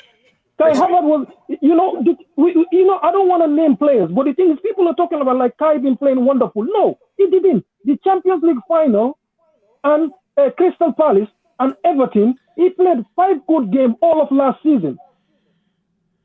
Okay, but I'm not against him. But I'm saying that it took, but Lukaku, all of a sudden, Lukaku should come in and do it. Look at Cristiano Ronaldo at Manchester United. He's not playing well, but they're playing to his strength. They're crossing the ball, making sure he has the ball, he has the chances. He doesn't do anything other than finishing. Okay, but do you hear the Manchester United fans saying that, oh, we want him out, or he's not working, he's ruining us? No. You name a team that has signed a big player this season that's come into the team and automatically everything look rosy. No. Last year, Bayern Munich, Leroy Sané struggled. Okay, but the Chelsea fans are forgetting, if Didier Drogba first season, these fans that are complaining, the YouTube was on, Didier Drogba would have been kicked out of Chelsea. He had a worse season. His first touch was terrible. He missed a lot of chances. He was always on the floor. Okay, go back and watch Didier Drogba's first season at Chelsea. Go back. Second season, the same thing. It was worse. Okay, but Chelsea fans, I don't get it. I don't understand. I just don't get it. How many players have come into a team trying to fit in? The first 10 games, you're already judging them. Okay, that's what I don't understand. The thing is, I will not judge any of these players until after 15 games, 16 games in the season, because guess what? They need to adapt. Tuchel is gonna play Kai as a 9. He said it himself. He's gonna play as a 9. Kai is the second. We only have two main 9 in the team technically, according to him, Lukaku and Kai. So if anybody say, oh, false 9, that's your opinion. The manager said it yesterday. He said it before. Go and listen to your manager. If your manager says he's a 9, you said no, he's not a 9. Well, yeah. Well, even for Germany, he plays as a 9. All right. Yeah, different type of 9. You have different type of 9s. You have the Lewandowski. You have the Karim Benzema. I'm gonna bring in Kasim. I wanna hear his thoughts on this, and then we're gonna put this Lukaku story to bed. Kasim, let me hear your final thoughts on this. To be fair, mate. With all respect to Mo and everything, I love the guy, but I don't know what he's talking about really. Germany, Havertz played number 9 for Germany. I never heard of that. Boy number 1, boy number 2. Did you see what Havertz was doing today? Havertz was doing today what Lukaku been doing. He was going, he was being tackled, he was getting the ball, he was holding it. That's what I want from Lukaku. That's why the people around him was moving freely, because he was moving about. That's my point. You miss him more. I'm talking about Lukaku mobility. He's not mobile enough for me, mate. He's not stretching defense. He's not going here and there. He's just standing in the middle and he wants the ball, and it doesn't work in the Chelsea system. That's why I'm trying to say. I am not talking about him scoring goals. The goals will come. But in order for him, the goal to come, he's got to move. He's got to be mobile. He's got to be in, out. He goes down. That's what Havertz was doing today, mate. And I tell you what, I'll be coming to the point, if he's not changing very soon, he will. That's what's happening now. He's going to hinder the player around him. They're not going to move freely because he's standing there. You keep missing the point more. You keep talking about Didier Drogba 20 years ago. It's a new era now with different system and different coach. And we're talking about Lukaku. Lukaku came for 100 million, mate. That's what you expect from him. If it's 100 million not hitting the ground running and in the system and adapting to the system, he's going to be open to criticism. And that's what's been happening more. Kai Havertz today, it was very mobile. He didn't score, but watch the game again, what he's been doing. That's my point to you. Lukaku doesn't do that for me. And don't compare Kai Havertz to Lukaku. I don't care what anyone say. Kai Havertz is false 9, 10, stroke 8, and wingers. He's not number 9, mate. That's what I want to say, mate. All right. I'm gonna put this story to bed. We will talk about Lukaku, I'm sure, again at some point in the future. Lukaku is injured. Lukaku will be back, and Lukaku will start scoring goals, whether Kasim likes it or not, whether Boogeyman likes it or not, whether anybody likes it or not. Lukaku will be back, and he will be scoring goals for Chelsea Football Club, and I will be there to ask Kasim to explain to me how the hell did Lukaku score that goal and what he thinks of that goal, and Kasim will have to respond on that day. We'll wait. And I know that's football. That's what being a fan is all about. We're going to be talking about games. We're going to be talking about goals. We're going to be talking about a great performance. Everybody was hating Rudiger. And now everybody's loving Rudiger. Rudiger should be sold to X, Y, and Z club. Now Rudiger needs to sign that contract. We're going to lose the man. That's what football is all about. That's what being a fan is all about. Yeah. Anyway, we will address all of these stories as and when they come up. I've got Julius in the house. Julius, big up to you. Mr. Kasim, let me say something real quick so I can bounce out. You're bouncing? Yeah, I'm bouncing. I gotta go do something. Go on. Yeah. You know what? Let me say something real quick before I can head out to go do something else. You know, it's been nice to be. Not Lukaku. Not Lukaku. No. I'm not coming on Lukaku at all. You know, I'm very happy whatever topic we have here. If it's been Lukaku, whatever negative or positive it is, at the end of the day, we are fans. We're very passionate about football club, and I know from what Mo said and everybody, whatever everybody said, it's up to the betterment of our football club. We're very passionate. That's what fans do. We're not here insulting anybody. We're here respecting the players, but we want the best from them. That is what we say nowadays. I want to thank you, Mr. Kasim. Everybody join the Blue Lounge TV, channel on Twitter and everything. Guys, peace out, man. Thank you. Big up to you, Nee. Thank you for coming. Thank you for taking part in the stream. Appreciate you, my man. Blue Class TV. Listen. Show some love to that channel. Great content, and it's good to have him on. I really enjoy his presence on the panel, as and when he is able to come on. Julius, give me some positivity, man. I'm happy that we've won. I'm buzzing 7-0, but people joining the stream right now will be like, did Chelsea just lose? Because of the vibe that's on the stream right now. So I want to get some positivity, and I hope you can provide that. So welcome to the stream, and tell me how you saw the game. Yeah, thanks, Mo. It's actually hilarious. I wanted to ask Qasim, are you a Norwich fan, bro? You look so pissed. Like, if you look at his face, you wouldn't think his team just won 7-0, man. It was a brilliant performance. I'm very happy to see Callum Hudson-Odoi perform well, Loftus-Cheek, Mason Mount. All of these players, I was, aside from Loftus-Cheek, I was criticizing Mount's lack of goals yesterday. That's the case with every Chelsea fan almost as well. Like, we always said, you have so much into your game. You just need to start putting it in the back of the net, and he did today. If he can consistently do that every now and then, I'm not saying put 3 goals every game, but you need to score more. So hopefully this is gonna be the start. Hudson-Odoi's game has been improving. I can see that the past few games he's featured. He did okay. Today he did really well. Loftus-Cheek is class, man. I just hope he doesn't get injured again. This guy is just going to get better and better, and that he's going to start growing into the game more and more. And I wouldn't be surprised if he stays fit. He'll be a huge part of the squad this year. Aside from that, we haven't scored 7-0 or 7 goals in 10, 11 years or so. So it's so nice to see it again. It's a good sign. I know it's Norwich, but it's never easy to put 7 goals against any Premier League team. So that is a very, very good sign. Definitely.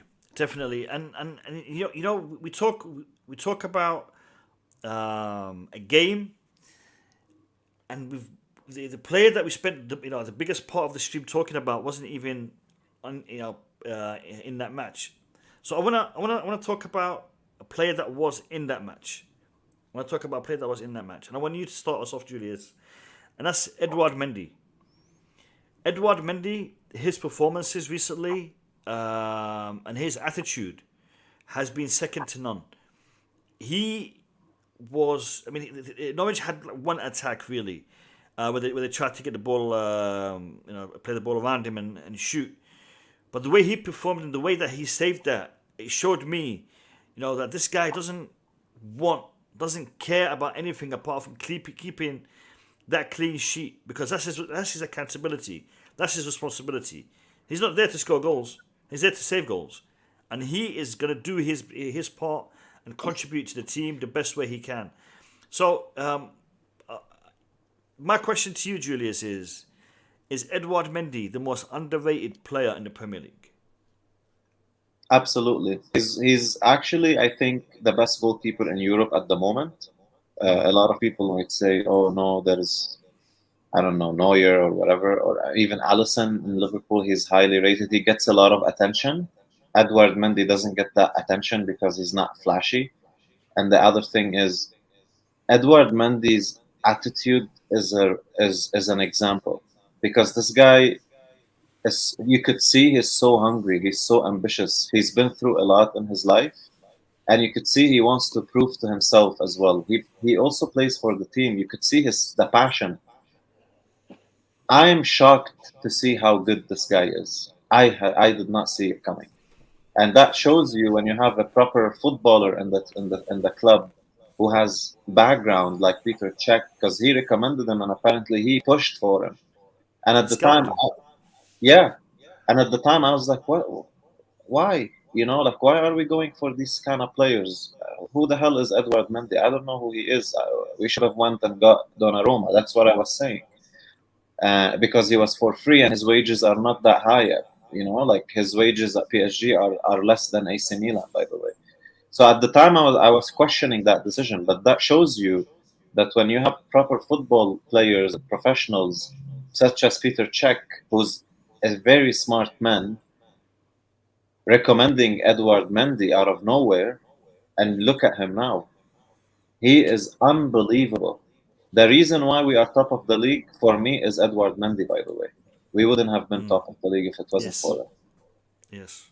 And he's just a role model. I look at Mendy now just how I see Kante. Mendy is absolutely monstrous at the goal right now, and he's not getting enough credit at all. So he is the best goalkeeper in the Premier League. He is the most underrated goalkeeper in the Premier League and in Europe.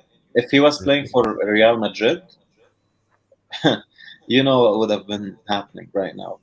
But it's because he's a Chelsea goalkeeper, he's going under the radar, which is all good. All good. Yeah. I wanted to add something to what you said. And I know that I've already said a lot of good things about Mendy. And I never get tired of talking about Mendy, honestly. And how I'm just so happy that these are the kind of things that you want for your club. You make a signing, you don't spend a lot of money. It's like Kante. Kante cost the club like 30-something million, which is ridiculous when you think about it. Yeah. So these are the kind of signings that show that. These are the kind of signings that show that the club seem to know what they're doing. They're not always making horrible mistakes. And I made a prediction, or I have personal predictions that I do sometimes. And what I'm predicting is Mendy will get the Golden Glove. And that's what I'm hoping for. And I think he's well on his way to doing that. He missed that last season, but I think he'll get it this season. Yeah, I agree. But Aspi as well, like Papa said, Aspi is another player.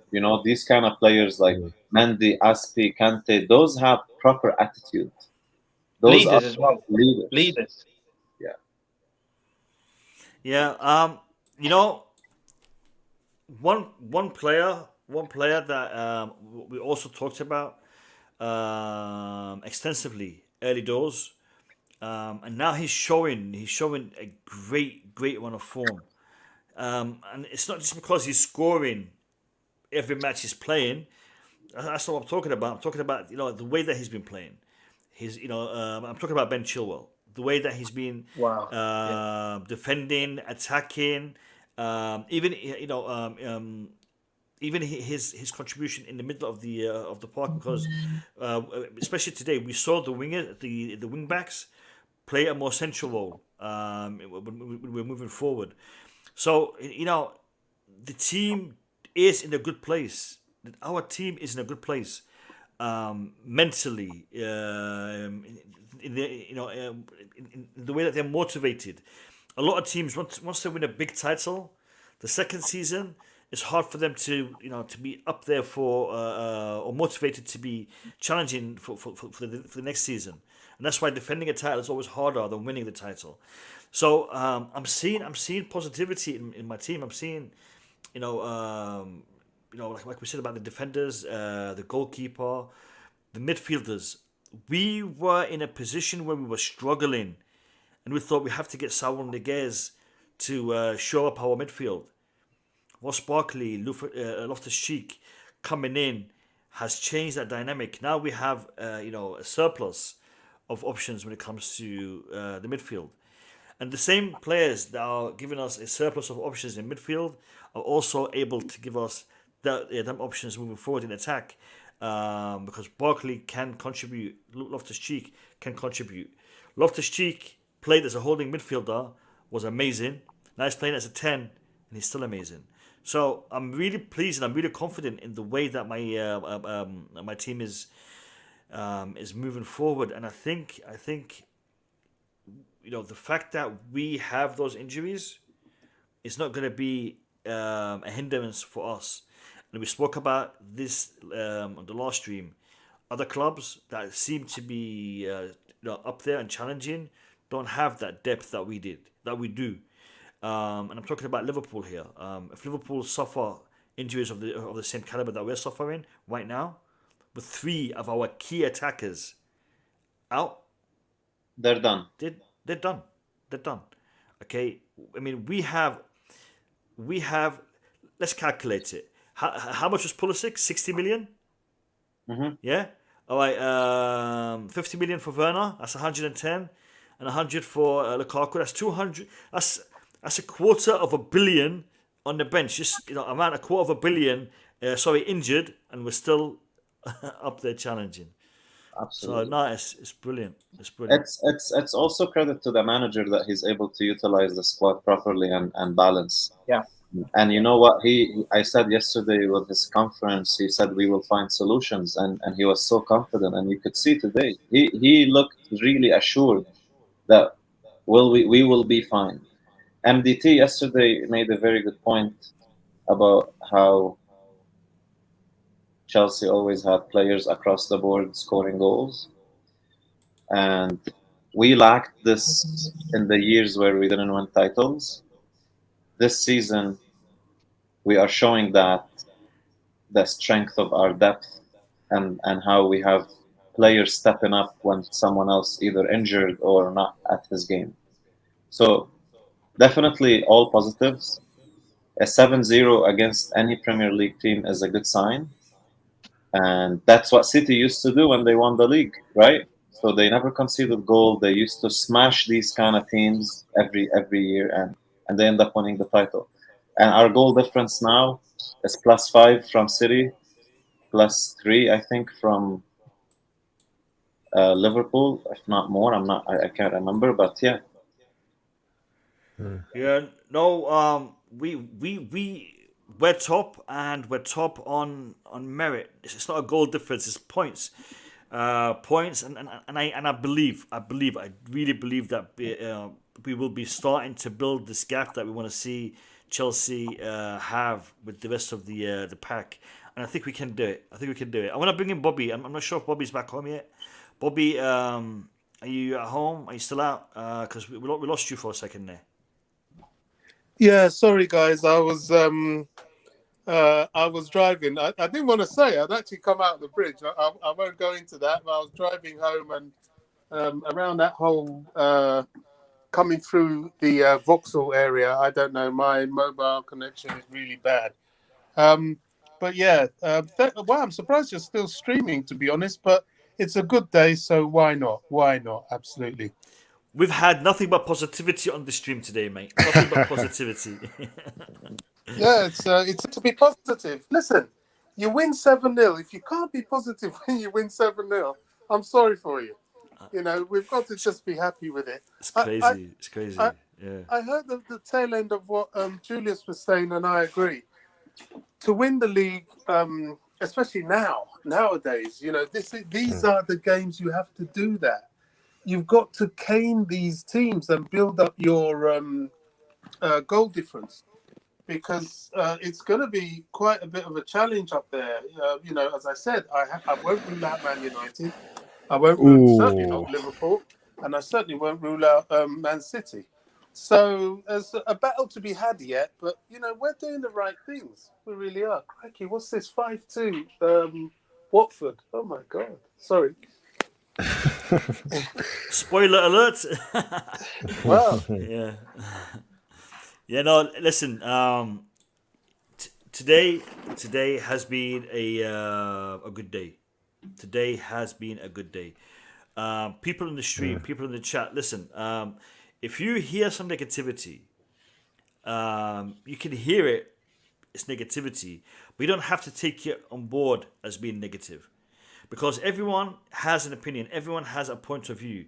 Listen to it, understand it, but at the end of the day, use it to come up with your point of view and your perspective. If you're always going to hear things that you want to hear, that you're happy hearing, you're never going to get anywhere in life, because you're not going to learn.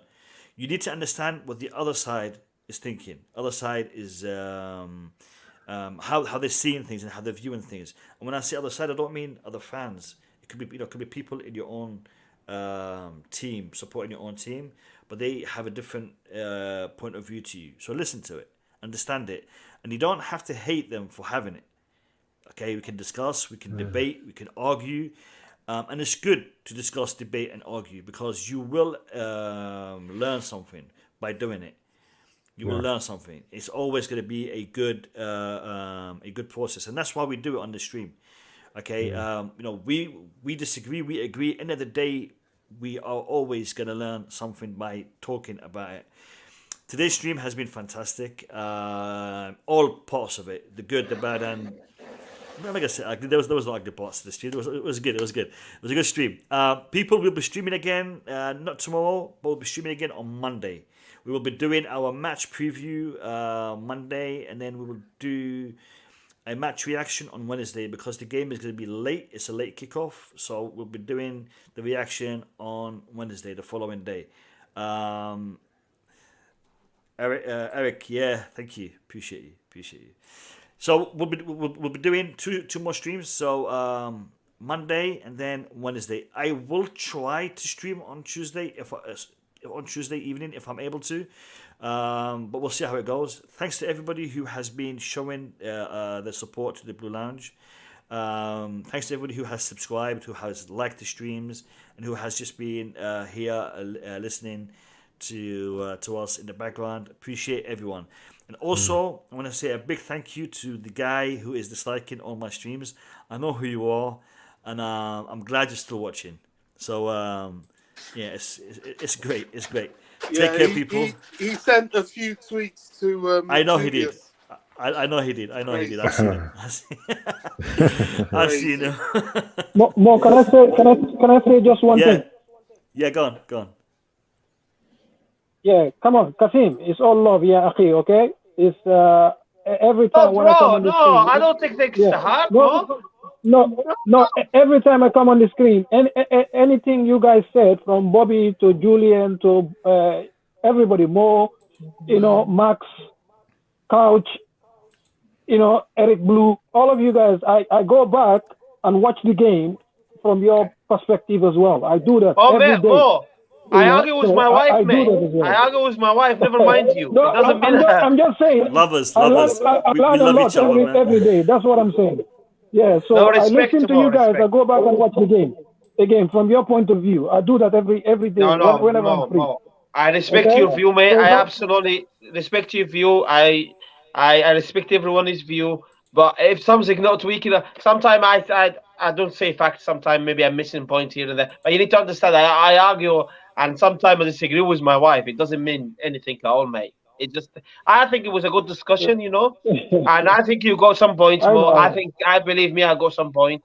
And I'm hoping the people watching enjoy it and learning something, Like we're learning every day something. That's life, isn't it? Yeah, no. Listen, all of us will have arguments and have discussions and debates. We debate things within ourselves. Okay. Yeah. Most of the time we debate things within ourselves. So debating things with others is natural, and it's also healthy. It's healthy. So thanks to Kasim, thanks to MDT, thanks to Eric, thanks to Bobby, thanks to Julius, thanks to Big Papa, and thanks to everybody else on the stream. Boogeyman. Sorry. Yeah. Does MDT? Do you have a channel? No, because my job, the job I do, they don't. MDT doesn't need a channel. He doesn't need a channel. It's a little bit controversial. Doesn't need a channel. No, big up. Yeah, thank you all for being here. We will talk on Monday. Have a good night. Take care. Thanks for having me, mate. Bye. Up the shows. Thanks, bye.